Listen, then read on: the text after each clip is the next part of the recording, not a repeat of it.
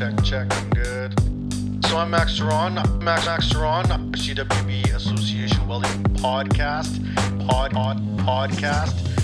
Today we have a really cool guest, Welding podcast.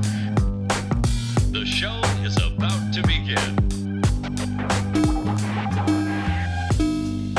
Hello and welcome to another edition of the CWB Association podcast. Today we are doing a special series of interviewing executive directors from across Canada, including the provinces and territories. Today we have Blake Moulton from Northwest Territories talking to me about his amazing programs up there. How's it going, Blake? It's going great. Thanks for having me. I really appreciate it. And, it's a busy event. It's been a busy day. But yeah, team is having fun and we're enjoying it for sure. So when did you guys get into town? So we flew out of Yellowknife. We had to fly back to Vancouver with Air Canada. Then we flew from Vancouver to Regina. So we had an early morning. We landed in Regina about 11:30 in the morning. Got checked into the hotel at 1 o'clock and been busy ever since. Non-stop. Yeah. Had you ever been to Regina before? No, it's first time. And it's the first time for a lot of our travelers, actually. Yeah. This competition, we bring in competitors from across the Northwest Territories, obviously. So it's an opportunity for a lot of our team members to see different parts of the country for the first time. So it's a really fun opportunity. And we're all really enjoying it. First thoughts? What's Regina been like for you guys? It's way more grass than what I expected. Yeah. A lot greener than you thought it'd greener, greener is probably a better way to put it. It's we've seen so far the football stadium here, put that out at opening ceremonies, which is really exciting. The first time any of us really had put our feet onto a football field. A professional stadium. Exactly. It's been that was a unique opportunity. We checked out a lot of restaurants so far. Actually going to the Rough Riders game on Friday as well. Awesome. So I think we're going to be leaving here football fans if we're not already. Good. I'm a season ticket holder, so there you go. I got my seats at that. I'm actually giving my ticket to my staff so she can go attend her first Rider game too. There you go. I've never been, so I'm looking forward to it. It'll be fun. It's good, and there's great food there. So it's like a beautiful stadium, lots of different foods. If you're not a football fan, you're there for the food. Yeah, so no, it's maybe... actually I seen it advertised once. It's like, don't come for the football, stay for the food. It's like, you know what? Not wrong. Yeah, there's something for everybody for sure. Yeah, on the field it was like, when we were on the field taking the team photos, it was like it looks a lot smaller once you're on the field, but super cool opportunity. Yeah, we loved it. So how many competitors what's the whole team? What's the numbers? Yeah, so our full team size, we got 40 team members. So that is consists of competitors, volunteers, coaches, Skills Canada, NWT staff as well. This is the biggest the biggest team we've brought. So we're really, really happy about that. So of that team, we've got 22 competitors across secondary and post-secondary levels.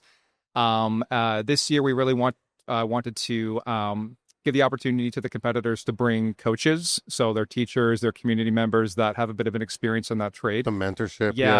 Because once the competitors get on site, it's a pretty overwhelming experience. They often look to somebody that they know, somebody that's... And especially if you haven't been to... Some of them have never flown. Yeah. Some of them have never traveled. Some of them have never been in a city. Yeah. There's a lot of overwhelming things. Yeah. Right? Yeah, for sure. We always try to bring... kind of strategize our support system so we have folks from different communities who have connections to those students. In the NWT, we deal with a lot of communities that sometimes have a population of a couple hundred people, 100 people. So this competition, this whole event is such it's a huge week for everybody. It's a week for everybody in terms of the travel, the competition days, returning, and you're nonstop the entire time. So it's really nonstop. It's really important to have those people that have those connections, those relationships to those competitors. It's also really valuable to see them really come out of their comfort zones and really come out of their shells. A lot of them can be quite reserved. And then by the end of the competition, they're mingling, they're laughing, they're having fun. It's a fantastic opportunity for sure. Last year in Quebec, I remember commenting to my staff that it was one of the largest Northwestern Territories teams I'd seen to that point. Yeah. Because last year I noticed, okay, they're bringing a bigger team now. Yeah. I remember sometimes it was one. Yeah. Right? And now it's like, okay, I think there was about, I would say 15 or 18 last year. Yeah. And then I also noticed the support net One of the competitors was a young mother. Yeah. So there was like, mom was there to help Yeah. and taking care of the baby during competition. Yeah. And I'm watching like extended family come to support. Yeah. And I remember thinking last year, this is going to grow. This is going to grow. This is steps in the right direction because community in the North is different too. Yeah. The way the communities are structured, the way the community supports are expected to be. Yeah. All the talent in the world, it doesn't matter. You're not as likely to do it on your own as you are if you like were raised in Vancouver, where it was just like you're expected to do everything on your own from day one, right? Yeah. Yeah. We find that in the NWT, like people in our communities wear many hats. They're parents, they're also teachers, community members, they're volunteers, and everybody's very intertwined. And especially for a large number of our competitors at the secondary level, like I mentioned before, it's their first time traveling. And we find that everybody really rallies together behind the team. Yeah. We get a lot of traction with like local news stations and things like that. Everybody's supporting the students themselves, the schools that they're representing, the organizations that they're representing from the post-secondary level as well. And it's just a really encouraging environment, and it means a lot to everybody. It's not just the competitors that are taking part. There's a lot of people behind the scenes that people don't necessarily see, and that can include those coaches that are with us supporting the competitors. But coaches back home, other mentors, yeah, absolutely, principals, volunteers, yeah. There's a whole team of people behind the team who support, and it just wouldn't be possible for us to bring a team, especially of the size that we have this year, without all the people behind the scenes that are just giving their time. They're just continuously helping, volunteering, and we cannot appreciate them enough. They're the backbone of the whole event for us, for sure. Yeah. Now, for yourself, being in the ED role, what is it that you need to do in order to make that connection, that collaboration possible? Yeah. I think what it kind of varies from community to community. We find that Yellowknife's the capital city of the NWT, and it's kind of the central hub per se. But outside of Yellowknife, there's tons of communities all throughout that operate much differently. Yellowknife in the NWT it's a small city, but it's still a city. And we definitely need to respect the way that the smaller communities operate because they operate differently. Yeah. And especially in those smaller locations, those are the locations where those folks, like I said, are wearing those hats. So we need to work with those, smaller communities, those smaller schools, and like really, like, what can we do to help you? Yeah, how can we remove barriers? How can we assist the coaches, whether it's through funding, whether it's materials, whether it's like sending people into the communities to give back the knowledge? We try to be as supportive as possible to the communities because they can't support their students in some ways because of geographical barriers that we try to remove. So we really need to try to be flexible and treat each community as their own, but also as a collective under the NWT as well. Yeah, it walk that line back and forth. Yeah. Now, what's your background? So, like, either you got into this because you're a tradesperson, or you got into this because you just love people, I guess. So, like, which one of those is it? Yeah. I'm actually not a tradesperson. No background there. Although through this position, through working with skills, like there are many days where I'm like, you know what, this could be a fun opportunity for me. You see a job posting, you're like, dang, that's a lot of money. Yeah. Yeah. I mean, there's so many skill trade careers across the board, right? Yeah. But no, my background's actually marketing and communications. So I was born and raised in Newfoundland, actually. So I moved up to the Northwest Territories in 2017. And it was actually for a position with Skills Canada NWT. So there was for marketing. Yeah. So there was a marketing and communications position that I took right out of school. Moved across the country, and the first person I met when I got there was from Newfoundland. Oh, so the chances there. That's odd. But yeah, like I said, my background's in the communications realm, but I think it lends itself well when dealing with all these communities and all of these kind of barriers that are in place in schools and different districts. Yeah, I mean, it's really important to have that skill set. So I started there, and then I stepped into the executive director position in July of 2020, so a few months after the pandemic. Then yeah, been here ever since. Well, it sounds very much like Courtney's story from New Brunswick. She Yeah, came in on a 1-year contract for marketing. yeah, Here we are, still yeah, Edie, and yeah, they always say it's like the mafia, right? Once you're in, there's no exactly. getting out. Exactly. Yeah, exactly. There's Courtney, and then there's Chris from Alberta as well. He has Mhm. a communications and marketing background as well. But That's a big part of what you do, though, yeah, right? for sure. I mean, like as the executive director, like we all wear many hats. Like we Hmm. are the communications professionals. We wear all event coordinator hats, Yeah, and yeah. and a lot of us are on the Strategic ground. advisors, Yeah. like planning. Yep, yep. And like a lot of us are on the ground, especially us in the territories. Like we're the executive director, but we're all on the floor, like passing out the t-shirts, getting involved with the competitions. Um, yeah, yeah. So you wear many hats for sure.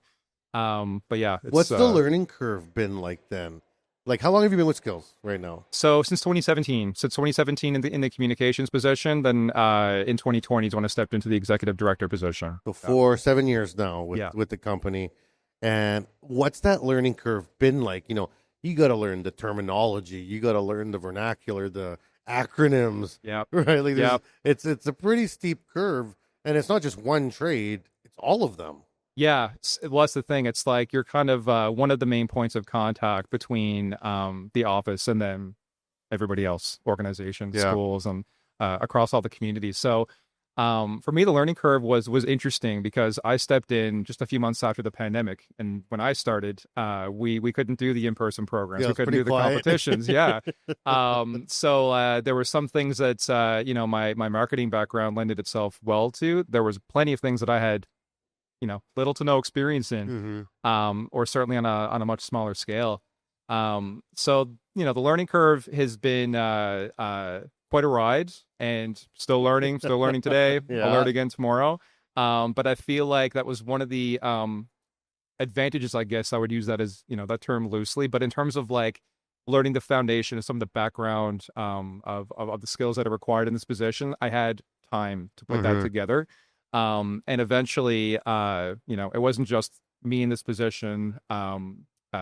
When the pandemic hit, it was also rebuilding our volunteer capacity. In the north, there was a lot of people that left their communities when the pandemic hit. Hmm. Yeah, so we had to kind of hit the restart button Kind of for a lot of rebuild. things. Yeah. Yeah, yeah. Yeah. But it's certainly been an interesting ride. One of the again benefits and advantages, I always use those terms pretty loosely, Hmm. but it took time for us to actually have the permission to have our events in full capacity. So we were able to scale up, have a smaller a virtual competition. The following year was virtual for secondary, in person for post secondary, and it really took some time to really get back That to might the have full given in you a bit person. of a longer lead ramp, right? Yeah, yeah, for sure, for sure. And I was also fortunate enough to have like the working knowledge of like our mission as an organization from the communications position as Mm. well. So I just didn't get tossed into this position. I had like the background knowledge of like our volunteers, our board of directors, Yeah. partners, supporters. I had those connections in terms of the terminology and our programs I was familiar with. But if the pandemic gave us anything, it gave me an opportunity to kind of like okay, I need to learn how to do some of these things. I'm going Yeah. to take some time to put that together. But yeah, we're all learning every day. Some of us, in the ED positions in other parts of the country have been with the organizations for years and years Yeah. and years. Yeah. I And interviewed one today, Maria, of 27 years, yeah, something like that. yeah, It was like wild. Yeah. yeah. Yeah. And I'm sure she'd tell you that she's learning every day Yeah. too. Yeah. Yeah, yeah, Absolutely. yeah, Now, you brought up a term there that I brought up. I've talked about this with all the EDs, is the importance of the sponsors and partners, right? The funding that you get from federal is there, right? But really, the expectation is for each province to find their own partner, their own sponsors to elevate their program to where they need to be like, because you want to go for golds, you want to get to the worlds, and you can't do that just on your base funding, right? yeah, yeah. In a smaller, I would say, like, it's a huge territory, but it's a smaller pool of companies. How do you find those sponsors and those supporters? Yeah. There's, like you just said, we certainly cover like a large range geographically. There's a lot of communities to connect with. It also gives us, opportunities to connect with different partners and, supporters in those communities as well. I mentioned before that in terms of the support network behind the competitors, there's a whole team of people behind those competitors, coaching and mentoring them. There's also a whole team of partners and organizations behind at the Yeah, I office guess you level. don't have too many degrees of separation between the competitor and the uncle who owns the company. Yeah, and that's the thing. And it's like Yeah. sometimes we have like, there's plenty of organizations that get involved in the competition, and we have, for example, NWT Pinework is an organization up in Yellowknife, and we have Chloe, who's on our board of directors. Her husband, Brad, the two of them own the company. Brad is our technical chair and coach for carpentry. They donate the materials and supplies for the carpentry competition. They have 2 employees that they also are getting involved in competing today and tomorrow at the secondary and post-secondary level. You So got the whole fam. Exactly. So it's a whole mesh network. So we have like so many smaller intimate relationships with these organizations that employ those trades, that are sometimes teams of 5, 10, 20 different people. Yeah. We also work with larger organizations as well. So we have the Department of Education, Culture and Employment within the government of Northwest Territories has been a long-running partner of ours. And they're also sending volunteers. They're also sending coaches, and they're have programs within that department that help show those opportunities to the competitors and our participants. So it's not just like the funding; it's also the in-kind support, the people, the materials, the supplies. So there's a whole spectrum of organizations and partners that we work with that it would not be possible to do what we do without them. Yeah. Yeah. Now, what about the big players? Because we hear in Canada about investment into the north. Definitely mining is up there, right? They want to get under that ice so bad, right? And I'm glad you guys are holding them off and fighting for what it's worth. They don't get taken, right? Yeah. Don't get taken. Yeah. But eventually it's going to happen, right? Yep. And to the benefit of Northwest Territories, I hope it's to the benefit of the economy. Yeah. Now, those large players, are they supportive? Are they on your sponsors list? Have you been able to pull them in? Yeah, for sure. We've worked with many different mines over the years. Yeah. Right now we're working with Rio Tinto. So Diavik is operating. They're coming to a close shortly as well, that mine site. The thing about mining is that I think since 1999 or 2000, like there's been over $20 billion put into the NWT's economy just from the mining sector alone. The thing about mines is that each site has a finite lifespan. Yeah, So it's like yeah. you have, a lot of people, so many 15 to tradespeople. 20 years, and that's it. Yeah. Yeah. And some of the sites are, 5, 10.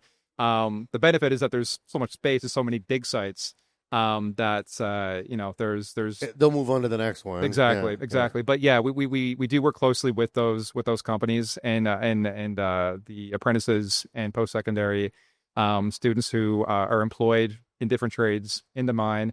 Welding is a huge trade, and heavy vehicle mechanics. There's a whole number of them. But the mine certainly is a huge supporter and partner of ours, but also like economy-wise, the billions of dollars that have been put into the economy. Yeah. Now, how do you handle training for skills? Because there's not a lot of colleges. There's not a lot of shops in the high schools. There's some, but not a lot. Yeah. But to get to skills, you need to train. So where do they train?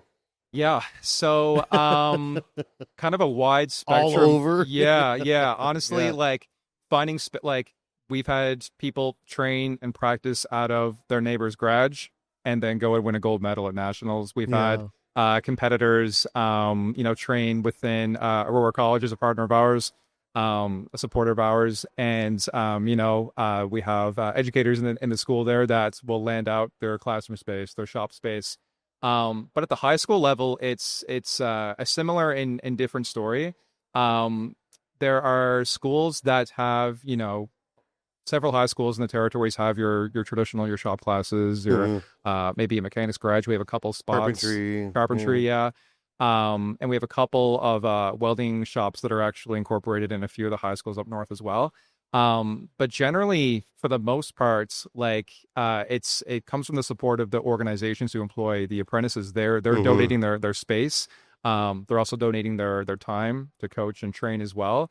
So like, I guess to answer your question, wherever we can find a space and a human to help coach and train, You're in. we're all in. We're all in. Yeah.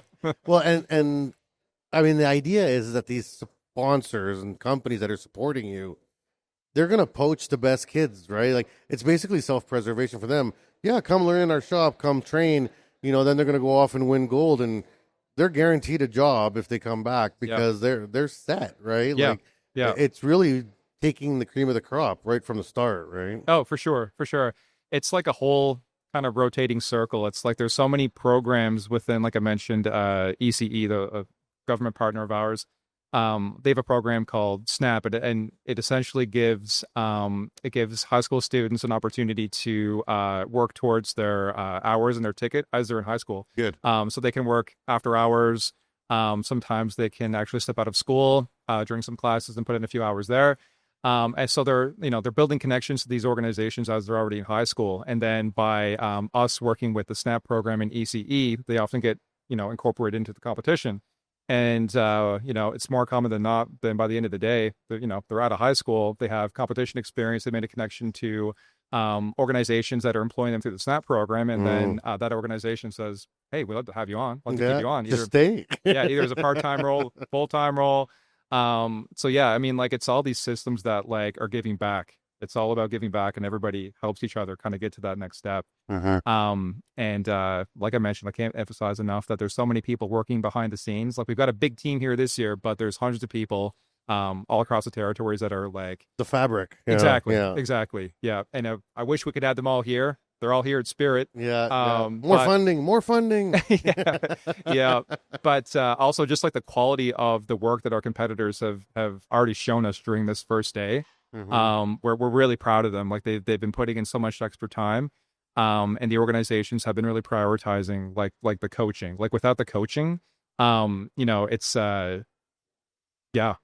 it's essential to have them have success at the national competition for sure. Yeah. Which are the trades that you're competing at in this competition that you feel the most confident in?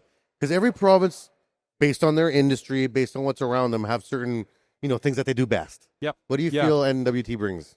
Yeah, in terms of medal representation, we have historically hairstyling is a huge one for us. Good. We have Mint Hair Lounge in Yellowknife. Elizabeth Ferrier, she's our hairstyling tech chair. Our post-secondary competitor also works at that salon. And the secondary competitor is actually a student of hers because she also so that's works full-time training all the time. So like, she's like working with Emma, our post-secondary competitor at the salon. She's also helping Ariana, our secondary competitor at school, and she's trying to juggle her time there. So hairstyling is a strong one, and that's because we have a dedicated like coach and a kind of a foundation of like a good system in place. You have that for mentorship cycle happening. Yeah. Other ones are like video production is a huge one. As of recent, we have a couple of students there, Kai and Kaylin. They're a team of two there. They've been competing for the past 2 years. They kind of got pushed ahead because the first place winning team at Territorials, they couldn't go. So I approached them and I said, would you be interested in going just to go try? Yeah, okay. And then they won? And then I think they came fourth. Okay. And, that's awesome. And they had, again, like, they went in just with the opportunity to learn and collect information and come back and compete. And they came back the next year and won silver. And now they're competing again this time. And they got their eyes on gold. Exactly. Yeah. So like, over the course of the past couple of years, like, I've seen them step out of their comfort zones. They're socially, they're so much different in a great way. They're way more outgoing. They're comfortable. They're funny. They're trying different things. Right? Exactly. It makes me feel old already. Don't say that. Then I'm dead potato. Then. So there's a couple areas like that we have historically placed well in. But like, in terms of areas that I have confidence in, like, for us, like, it's not just about the medals. In fact, like, we just want the competitors to learn and have fun. They've all won. Yeah, the most valuable thing to me, like, obviously we all love to see medals and and so do the competitors. But it's really like the opportunity that they stepped out of their comfort zone. A lot of them, To like network. I mentioned, exactly. Just getting here is a huge accomplishment. So just like in talking to some of the coaches and technical chairs and volunteers of ours, in talking with the competitors over their lunch breaks and things like that, like they're all feeling good. They're all feeling comfortable. They're all feeling nervous. They're all feeling stressed, and that's just a part of it. That's part of the journey. But just hearing that they're having fun and they're making progress on some level is just like that's what brings me the most joy. And especially when you like incorporate the fact that they're coming from small communities that are all like just imagining all the people back home that are kind of cheering them on. Yeah, just thinking about them every day. Exactly. Yeah. It's that's the most rewarding part about this competition. I think for they me. televise the closing ceremonies. Yeah. So people can watch from all over the world. Exactly. Yeah. It's a super cool thing they added to the competition. Yeah. Because like it's not just us that have people back home. We all have people back home. Yeah. Everyone has volunteers and partners and organizations, and geographically, like the larger provinces certainly have more people that are going to be wanting to tune in and cheer on the team. So super cool addition. Yeah. Now for you've been with the company 8 years now, 7-ish. You've been there long enough to see the cycle of, young student, secondary to post-secondary, into competitions, and then perhaps even back into mentorships. And we talk about being stuck in that cycle of skills forever once you start. How do you like to see that growth, that cyclical journey of the people themselves within skills? Yeah, so there's a lot of people who are kind of have moved into different role. I'm an example of that, moving into a different position. Yeah. There's also competitors that change hats once they either reach like an age limit within the competition criteria, or plans change, or whatever the case is. I think as long as people are, from my perspective, involved in the trades and in the technology, and certainly like with our organization in some capacity, like that's what I love to see. I guess a good example of that for this competition year is that we have Ideal Woodwork is a company up in the NWT that's their academy making company. So Roger Nenza, he's the national technical chair for the NWT for cabinet making. His employee or one of them rather, is Isabel. She's competing at the post-secondary level. And she already said that once she's done competing, she wants to act as a coach for another employee that's there. Roger does a really good job of supporting his team. They all work together to kind of wear those hats. And as people move, they change positions. They're moving from like a competitor role into a coaching role. And eventually when Roger, when his time comes to step down as NTC, I'm sure he'll tell one of the people there at his company you're in now, you're in. So it's really like once, everybody's so close up north, and we really have this like established, like, it's really like a family of just like a huge family of people who are, helping people move into the next opportunity, whether that's within their companies, whether that's within like our organization, different volunteers. People are also trying different trades. There's people who've come here who've competed in like a robotics competition, and they say like, I didn't know workplace safety was a competition. So they go from from robotics to workplace safety. So everybody's always cycling positions, but I think the one consistent fact is that like everybody's support is right there, and they're all involved on some level.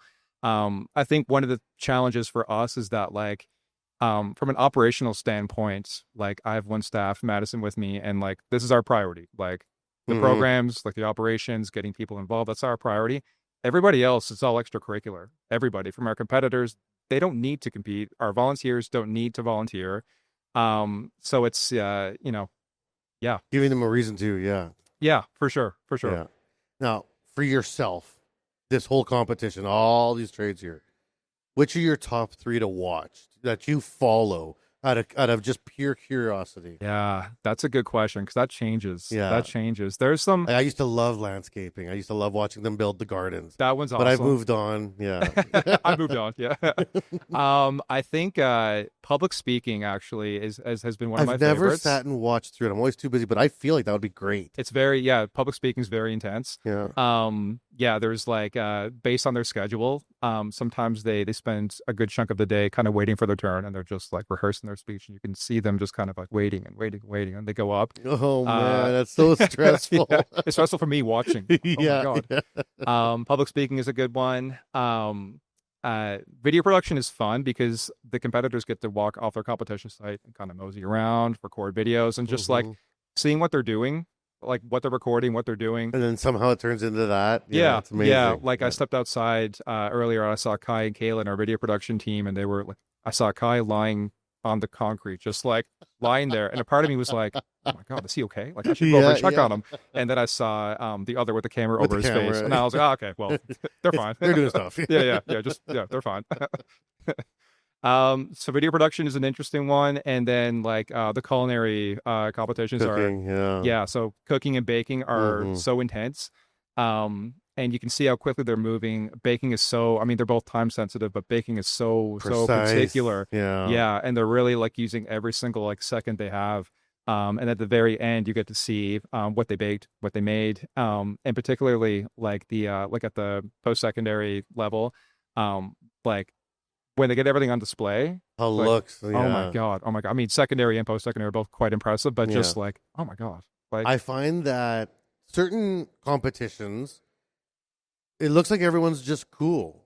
Like, and they're just working, they're doing stuff. Yeah. Like the machinists and the advanced manufacturing. Yeah. Everyone there just looks like cool as a cucumber, and they got their cool machines and robots going on. Yeah. Then you go to other competitions like baking, and everyone looks like they're so stressed. Yeah.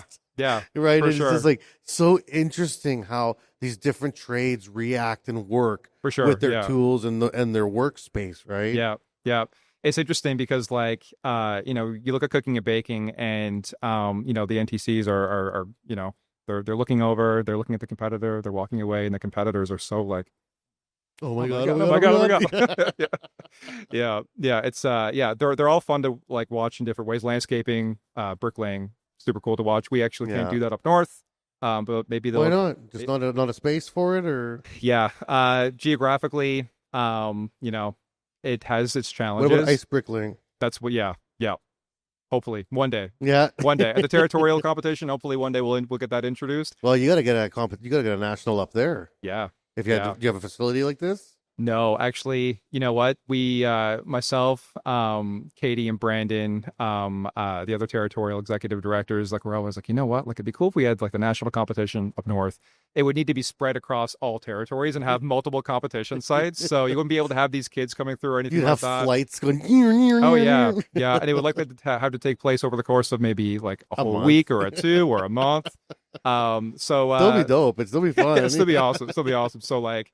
We definitely don't have the infrastructure, the hotel space, anything like that. So one can dream one day. Well, I know that CWB is working on getting up there. We're funding programs in the north extensively, the territories. Yeah. We're trying to figure it out because it's kind of uncharted waters, and even from a funding envelope, I feel like they've been missed by a lot of people. And kind of when we look at our map of the country and where we're investing, it's not enough in the north. It's not enough, right? Sure. So but then you got to find the partners, right? Yeah. You got to find the partners to invest with. That's it. Yeah. Last couple questions. Sure. We talked about the trades you enjoy looking at, following along, but let's hit that reset button, right? We got Blake at 16 years old coming out of high school. Yeah. But you know everything about the trades. Like, you know everything that you know now. Yeah. Which trade would you pick to do for the rest of your life? I think video game design. Yeah. I think video Are game you a design. gamer? Yeah. Because I'm a gamer too. What do you play? I'm PC. I'm super nerd. Oh, me too. Yeah. So I'm PC, but with the Xbox Full Pass and Steam and GOG and all of them. Yeah. But I also have a Switch. Yeah. And a PlayStation. So do I. Okay, whatever. And a Steam Deck. Yeah. They do them all. They're great. I think video game design because game from time to time now when I do have the time, but certainly when I was like 16, that's all I did. Yeah. All I King did. Maxo 77 on Steam, anybody? Like I think that personally that would have been so cool. It is still cool. It is still cool. I have a friend who does that for a living, but so get this. He went into audio technician to be a sound engineer. Yeah. And ended up getting a job with Sony to be a sound engineer for musicians. Wow. But then he kind of didn't like it because musicians are apparently terrible to work with. So, sure. Right? And Sony owned Blizzard Entertainment at the time. Okay. And so he got a job being a sound engineer for Blizzard. and he ended up working on video games. And now he works for a company, Obsidian, out of the U.S. My gosh. on video games, and he just won a Grammy for one of his music compositions for a video game. Was it Avowed? Avowed, yes. Oh my god! And so that game's so music is so good. He's my wife's cousin's husband. Oh my gosh! Yeah, that's so intense. that is so. That's awesome. And I love those connections because there's a trade. Yeah, there's a trade, and you end up doing audio for an award-winning video game. Yes, that's so cool. That's yeah, awesome. Oh my god! I want to. After this, I'm going back to play Avowed, and I'm just gonna like sit there, Just listen. put the headphones on, and just like take it all in. That's so cool. That's so cool. So. Where was I going? Oh yeah, so I had 2 questions for you. Was that the second? No, I got. Yeah, we kind of went off there. I think we got really excited about video games there. I like kind of lost where I was going. Yeah. Oh yeah, last question. Yeah. Okay. As a skills director now, knowing what you know, working with the students and all the people. Yeah. What piece of advice do you give a competitor that's coming here? Like when you're doing the pep talk up home before you get on the plane, what are you telling them all before you come down? I think that if you feel nervous, that's a good thing. Like it means you're thinking about the steps ahead, what the competition is going to entail, and you care. It means you care, and you're going to try. And that's the biggest thing. It's just like embrace everything that comes along with it, all the fear, all the doubts, all the those little voices in the back of your head. Just like go for the experience and have fun. Again, like the medals we love getting medals if we can. But like the real wins for us when we go home is like, did you have fun? Like, are you going to maybe consider this as a trade? Did you know this was a trade? Did you know this was a technology career path? Those are what we want to go home with. And those bits of information, the kind of, when kids go home away from the team, sitting on the couch and they're kind of scratching their heads saying, what, I might look into this. I might go down this path one day. I might consider it. That's the real success stories for us, and any bits of information and advice that I can give to the competitor is like just go and have fun. I was telling one of our competitors yesterday that for years I've been like essentially preaching that, but like I've never competed. Yeah, I don't know what it feels like. I'm just collecting information from other competitors, but it's a lot of consistent like messages saying that like I was very anxious first, kind of hectic and stressed during, but in hindsight, like it was so much fun and I would do it again. And that's what we want to hear for sure. All right. So I had an idea. So I'm going to pitch this to the skills board. Okay. For maybe next year or 2 years, if it takes planning, we're going to need time. Give me a 4-hour window and I can set it up and I'll do a mini competition and then we can pick maybe 4 or 5 different trades and all the executive directors have to compete on a 4-hour mini skills competition. I'm in. And just to see how you guys do. Weld a plate, build a square out of wood, like wire a simple wiring diagram. That's perfect. I think that would be fantastic. I think it'd be awesome. I think it'd be great television. I think it'd be great for content. Yeah. Great if anything, great hilarious. Content. Hilarious. I'm in. Sign me up. Yeah, okay. I think we're going to make that happen, Danielle. You got that? I'm in. Okay. Yeah. When I get weird ideas, I like to make them happen. It's not weird. She does most of the work, but it's fantastic. So Awesome. Well, thanks so much, Blake. This has been fantastic. Thanks for coming on the show. Thanks for having me. I appreciate it. Thank you. Awesome. And for all the people that have been following along, make sure that you check out all the episodes. We're going to be recording about 14 total. Is it 14? 13? 15? 13. So we're going to have a bunch of episodes to make sure you watch them all. And also, please like, comment, and share on them as always. And if you want to see the video, it's on YouTube and on all streaming platforms. Check it the next one. We hope you enjoyed the show.